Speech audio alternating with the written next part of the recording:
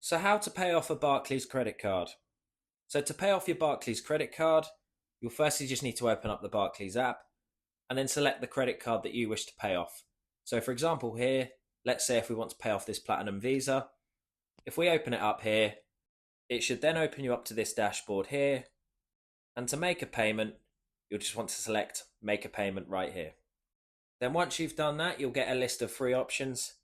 You can either make the minimum payment, pay it off in full, or another amount. So for the example of this video, let's say the minimum. And then once you've done that, if you'd like to pay it off nice and easily, it will just transfer the funds over from your main bank account, but you can also pay it off by another debit card as well. So for example here, because we've got our Barclays current account, we'll just transfer it over for a minimum payment. And then once you've confirmed your payment details, you will then get the opportunity to confirm it.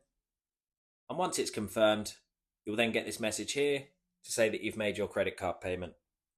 If you found this video helpful, please leave a like as it does help the video out. If you have any questions, feel free to comment below. And thanks again for watching.